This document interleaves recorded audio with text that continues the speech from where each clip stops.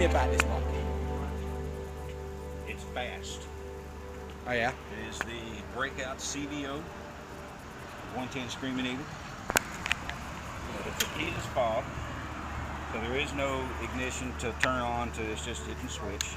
It kicks it on and off. It does have a fob belt for security wise. Yeah. It's the still, CVO. It's still the CVO, yeah. It's the 110 engine. Right. That's what, 17? 1708 cc's, I believe. And it's still within the Softail line. Yeah. You're going to have to put some lean into your turn. Right. So you don't turn like you would on a normal bike. Right. You got to put a little lean into it. The acceleration on this thing, it does have, I think it's 0 to 60, and I think it was 2.2 seconds. Huh. 2.2 seconds. That's what the review said. I love the Screaming Eagle intake. Has she been staged or anything? CVOs, they do come with a Stage 2. Yeah. Stage 1 automatically because of the exhaust in the intake. Stage 2, which I think the cams, has a lot more stability than your standard bikes. Right. Half that reason is because of the back tire. Gives you more grip. More tire on the road is more grip. Exactly. Even in a turn and lane, it's always using caution in a curve and so forth. Right. So just be a bit more careful on the turnings at slow speeds, lean more into it. Right. She'll cope with it. So she's not flickable, but she'll be all right. It's a lot better response. But she looks gorgeous. Is that a custom paint job? Yes. They've got another one, same paint scheme, but where you see the red, it's white pearl. Okay, yeah, I saw the white pearls, yeah. Other I like the red more than the white. Red looks a lot nicer. Yeah, it looks more meaner and... Well, I'll tell you what, I'm going to put my helmet on, I'm going to take it out for a spin. Dave, thank you very much. Fire in the hole!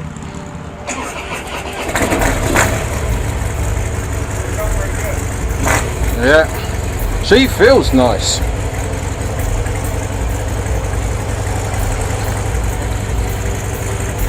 Definitely feels very nice. Very smooth.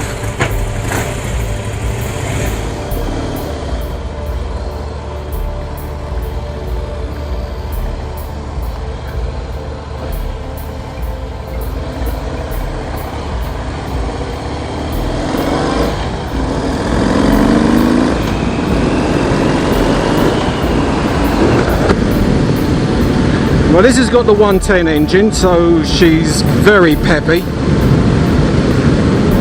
She's not slow. Okay, so CVO Breakout. It's been stage 2.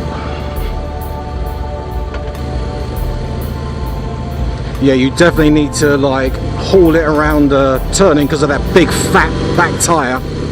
Turning radius, it does have the bigger back tire. That is a meaty back tyre. That is. Yeah, it's a lot of grip. Not much in the way of vibrations.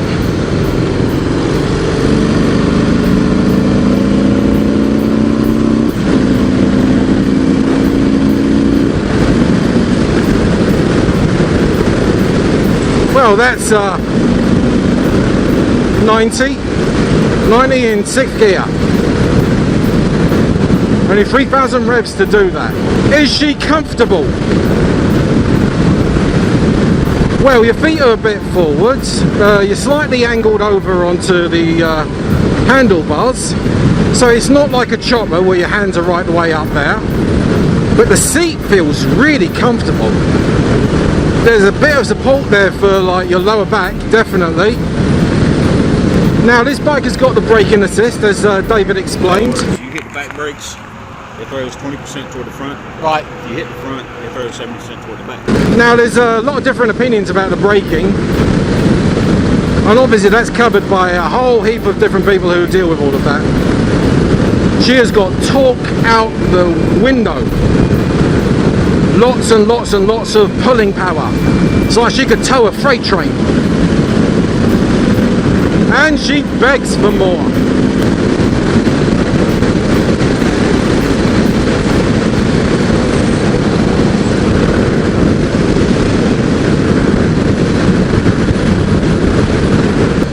got a very friendly gear ratio.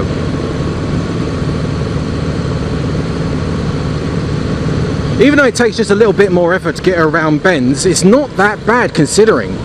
I was expecting to have to like fight this bike, but no, she's quite happy to go around bends and do a little bit of flicking around. Now she's not going to be like, you know, like a dispatch bike or sports bike or anything, but oh, she's got enough pull. She can lift the back end up.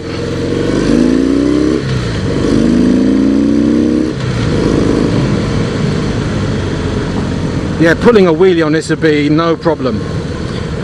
So the seat is comfortable and everything like that, but my only situation is that on my thoughts on seating and the comfort is, you know, every seat is comfortable for the first couple of miles.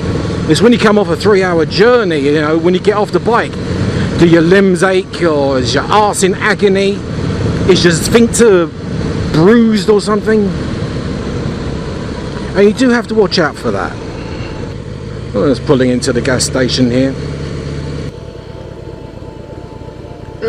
It's just a wee kickstand. Yeah, that's as far as it'll go. So she ain't going to topple over. But she is beautiful. She is a gorgeous machine. Absolutely stunning. I love that paintwork.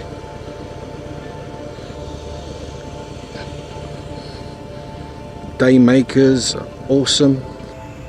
It's got the Daymaker. It's got the Daymaker, it's got the Cruise. Now, like I said, the brakes are gonna do the job. Like I said, they are anti-lock brakes. You've got dual disc at the front. Brakes. Oh yeah, she can stop. Actually, what does the horn sound like? I'll test that in a moment.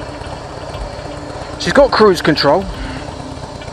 Like I said, the 110 engine, Screaming Eagle, Stage 2.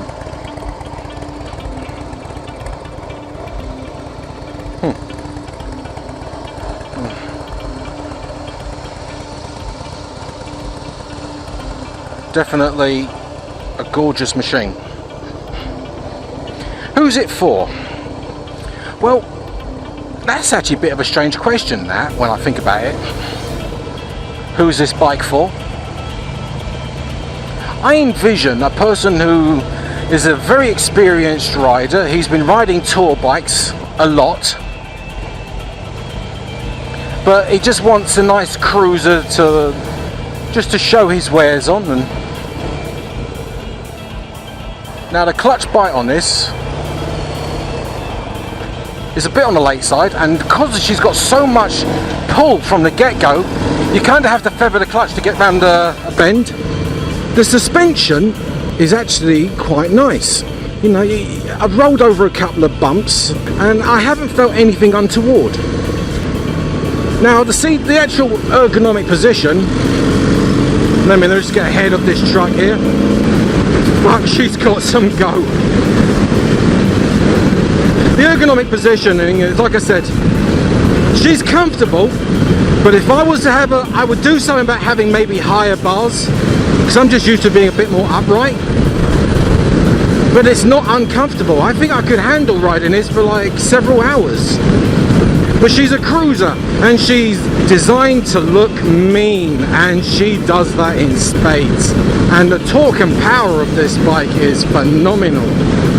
I love that whole pulling, the pull, especially on the first gear when you take off. You do have to feather the clutch, especially if you're turning around the corner. Now the exhaust is standard, like with how they've got it set up, from what I understand, and it sounds like I don't need to change anything. Well, that's what Harleys are all about, like, you know, making the bike your own. So I'm pretty sure if you put this in your garage, you'd want to put some optional extras, change out the exhaust, remap it maybe, just to make it suit your personal taste. Now with any like 110 cubic inch engine, gas guzzling, well, it's not going to be that bad. I understand it to be in the mid 40s, assuming that you don't pull wheelies or gun it. Yeah, she's a gorgeous bike, and she's quite happy to cruise as well at comfortable 70 miles an hour. She's rather strange actually when you consider You know, sports bikes want you to open up and do 150, or tourers and cruisers typically want you to just potter along at your steady like 60 or 70, and it's quite content to do that. This bike gives you both. Actually, that's quite confusing. She wants you to like open up and go like the wind, but at the same time, when I was cruising along there at a steady 75, she was happy just to potter along, and I was happy just to let her. Just put the cruise control on and just drive. I love that intake. Nice forward facing one. Considering the size of this bike, and you know, it's a hot day today, and I have taken it out for quite an open run, I'm not feeling a plume of heat coming off from underneath her. Now, that's not to say that you know, after a couple of hours you'd really feel it, but she's quite comfortable. She's lower than my bike in a sense. I'm 5'9", 5'10", and can quite happily stand up and lift my whole weight up off the seat. But she is stable. Basically, anyone can ride this bike, and it looks good regardless whether you're a young hipster or whether you're an old tourer or something. Now that she's had sufficient time to go, let's crank her open.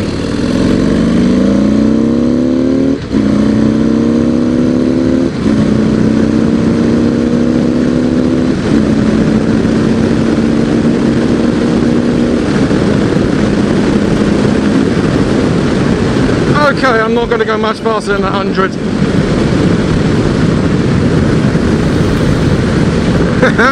That's fucking great, I love that.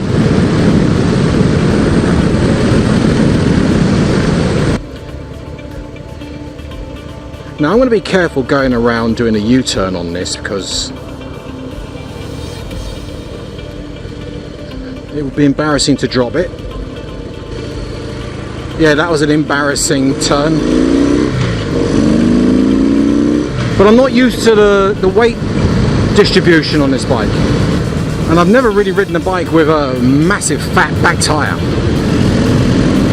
Well, I'll tell you what, I'm going to pull this bike in now. I've pretty much got how I feel about it. I love this machine, it's fantastic. She goes, and I want to thank Dave Paquette from Bleu Bayou Harley Davidson for letting me take in this beautiful machine out for a spin. And if you want this bike, then you know what, just pop in. There it is, Bleu Bayou Harley Davidson. They'll sort out something for you. They will make it worth your while. Wow. It looks beautiful. I actually got a few stairs as I was going up the highway. Oh yeah. I mean, it fit. There's a lot of people it would fit quite comfortably. I mean, it's the CVO, and I felt a bit weird riding up the road without the license plate. I thought she was phenomenal. She's got. Now here's the funny thing. When I was going around round turnings and all that, especially because I pulled into the gas station, just do another walk around, and I came back out. Now what I'd noticed was that you have to feather the clutch when you're going around a turning, because she will quite happily lift you up. She'll. So I say you have to kind of tone it down when you Yeah. get to the curve. Now I took her down there, and I sort of pulled off a little bit to go around. Now I was really nervous about doing a short turning because of the big fatty. So, not that it can't be done, you know, if you've ridden it for a few years, you can probably spin that on a dime, but because I wasn't used to the weight distribution, the size of the tyres, and the general handling, I walked around there like a 90-year-old granny on a moped, you know. It's like, They'll turn. And yeah. You can do it. That's what I say. You just have to put a little lean into while you're turning. Yeah. You have to put your weight into it. Yeah, it wasn't that much of an effort to get around bends. A little bit more than the bob, but not what I was afraid of happening. So, of course, I had to open her up and like feel that pull. She's got a lot of torque, definitely, and it's really weird. It's like compact power. I mean, my bike's got torque and power. You open her up, but this one is more torquey. It's like it could tow a freight train, and Like as soon as you hit the gas, it's all in one engine. Bah, yeah. Yeah, popped her, got her to 100 in like a few feet, and that was like, okay, So she moves. like 0 to 60 in like 2.2. Yeah. Whatever. I wasn't going to rip the arse out of it because, you know, the typical rider is going to be riding this. Actually, I was a bit confused about that. Obviously, it's the 110. It's powerful. It's a CVO. It's, you know, you could take the engine and stick it into a Tourer. And but who's this bike really? Do you, in your mind's eye, who's this bike designed for? Somebody who likes to go fast, real quick. And then there's the looks and the quality. He wants to go fast, real quick, but also wants to look good. I mean, any sports bike can match the speed and quickness, but Somebody who wants that who wants, like, who loves the horse, but who loves that, almost like a nighttime, late evening, you know, that yeah, sporty muscle look. yeah, You know what I mean? that's right. Yeah, Sporty muscle look. and more so than the V-Rod, I think. Along that line, but I think this right here is done to enhance it. It took, like, it went from the street rod or the V-Rod, and then they come out with a breakout, and it's like they took the breakout. Same concept they had for the V-Rod, Yeah, but put more flair in it. right. See what I'm saying? Yeah, I know what you mean. So somebody riding around at night, say like it falls, nice cool weather, Boulevards. city at night, drive up, pick up his woman, he rides up, He pulls up on that. pulls up with his bus, you know, just something night out on the town. Yeah. Fancy muscle. I found that she had a sense of if you wanted to gunner and if you wanted power, and you could get all of that in spades, and she was willing to give it. But I noticed that if you're happy just to cruise at 70, just hold it there. She's happy to do it. She's not like a sports bike where she screams, I'm going too slow, you need to give it more welly. She's like that prostitute who does those special things and doesn't charge you that much for it. And if you let her do a few special things to you, she gives you a cut rate. It's kind of like, you like riding quarter horses, Alabinos, and this and that and the other, but you've always dreamt of riding that snake, Yeah. that Arabian. Yeah. You don't want to ride an Arabian. She's an Arab, yeah. Now, could you picture She's the Arabian horse. something right down the side that said, you know, the Arabian? Yeah. She is beautiful.